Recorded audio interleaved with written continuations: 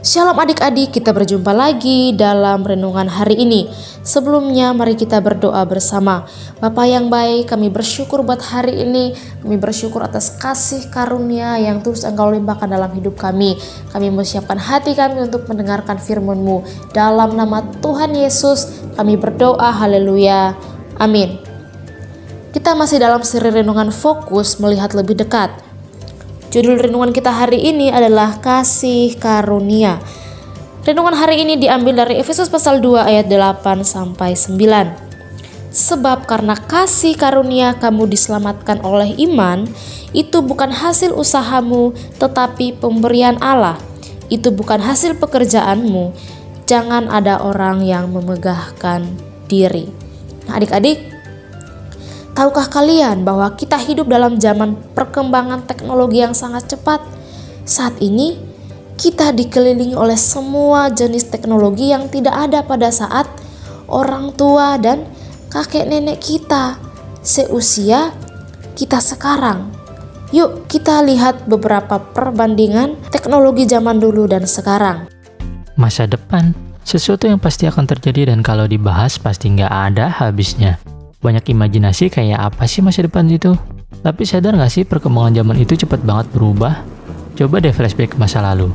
Apa aja sih perubahan antara dulu sama sekarang? Mungkin nggak akan kelar ngebahasnya. Soalnya banyak banget yang udah berubah. Misalnya ada beberapa hal yang zaman dulu itu ribet banget dilakuin, tapi sekarang udah dipermudah sama kemajuan teknologinya. Yuk kita bahas.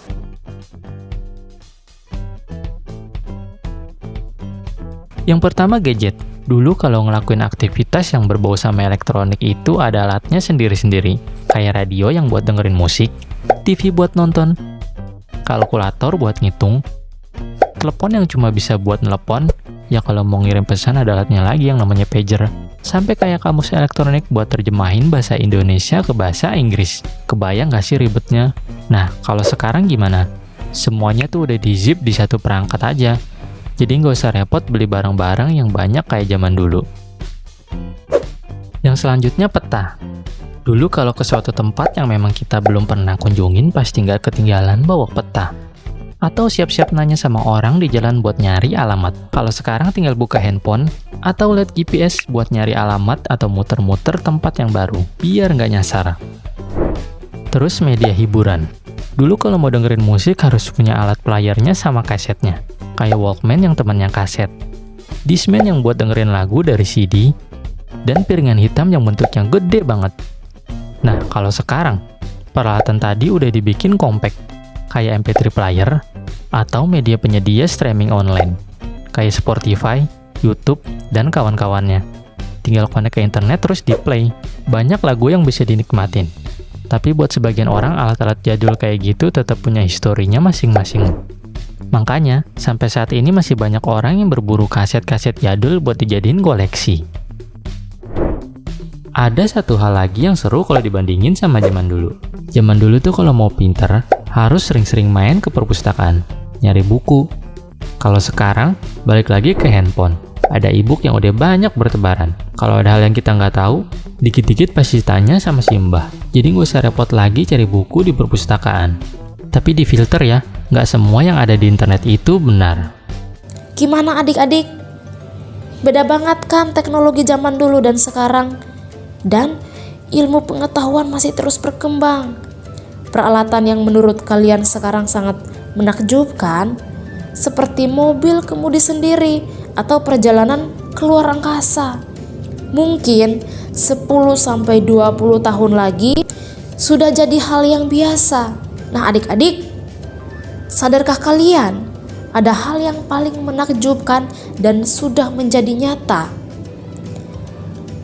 Hal ini adalah kasih karunia, yaitu pengampunan saat kita berbuat dosa. Kasih karunia sudah diberikan kepada kita melalui pengorbanan Tuhan Yesus, bahkan sebelum kita tahu siapa Tuhan itu. Kasih karunia ini diberikan bukan karena apa yang kita lakukan. Seberapa besar hal yang kita kerjakan, tidak akan bisa meraih kasih karunia. Kasih karunia diberikan secara cuma-cuma, Dan oleh kasih karunia, kita yang seharusnya mati binasa oleh hukuman dosa dapat masuk dalam keluarga Tuhan untuk selamanya. Menakjubkan bukan? Dan hal ini memang nyata. Yuk kita berdoa. Bapa, aku bersyukur karena oleh kasih karunia-Mu aku beroleh keselamatan. Terima kasih Tuhan Yesus untuk pengorbanan-Mu. Di dalam nama Tuhan Yesus aku berdoa, haleluya. Amin. Sampai jumpa di renungan esok hari. Tuhan Yesus memberkati.